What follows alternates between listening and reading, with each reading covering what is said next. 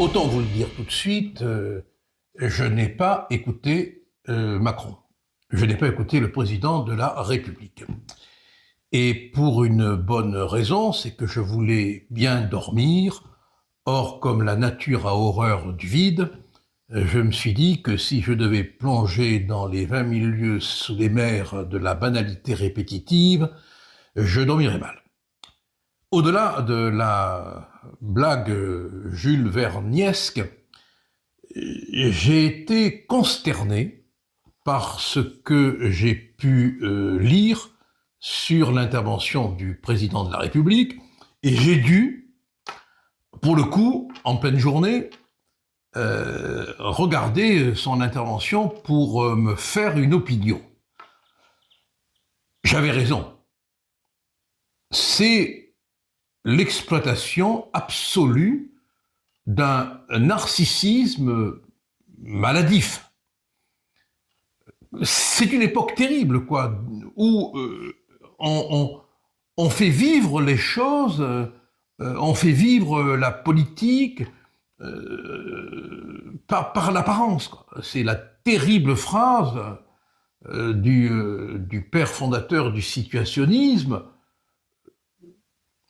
Je me montre, donc je suis. Je parais, donc je suis. Et on a, avec Macron, l'acmé de cette pathologie contemporaine médiatique. Il ne fait rien. Il n'a rien fait. Si, des dettes. Du reste, une personne interrogée a pu dire que si elle gérait son ménage comme Macron gère la France, il y a longtemps qu'il serait en faillite. Bon. Mais ce qui est extraordinaire quand même, c'est de voir à quel point on est dans cette espèce de culte du vide.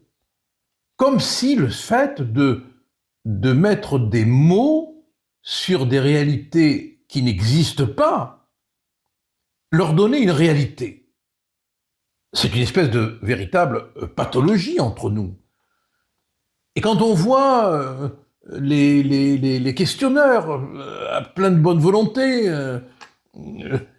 tout a l'air théâtralisé, quoi. C'est terrible parce qu'on a véritablement une perte d'authenticité dans l'autosatisfaction.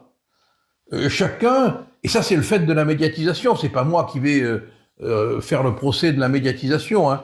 J'en ai suffisamment profité pour savoir ce que c'est, mais il n'empêche que la réalité, elle est là. Aujourd'hui, on se contente tout simplement du son. Oui, on est bête à manger du son et de l'image, voilà.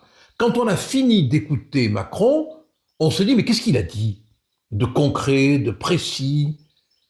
C'est verbeux, c'est incertain, c'est approximatif, c'est synonymique. Le tout dans un français chaotique, hein. Alors on a l'impression que véritablement on est dans la construction maintenant d'une irréalité verbale dans laquelle il faut vivre. Si on prend par exemple la question de l'insécurité, il la traite comme si objectivement elle n'existait pas. Si on prend la question de la dette, qui est phénoménale, qui a augmenté avec lui dans des proportions gargantuesques, il la traite comme si elle n'existait pas, quoi. C'est un euphorique du verbe. Un dangereux euphorique du verbe. Qui nous amène en chantant, en parlant, vers l'abîme. Ça sera un abîme sonore, mais on s'y cassera quand même la gueule. Du reste, on est déjà en train, enfin je parle du pays, de se fracasser de tous les côtés, il n'y a pas de doute. Qu'est-ce qu'on peut faire? Exiger maintenant de la réalité, mais on ne peut plus. On est dans une espèce de vie cinématographique, fictive. On voit la violence, mais on n'y croit pas.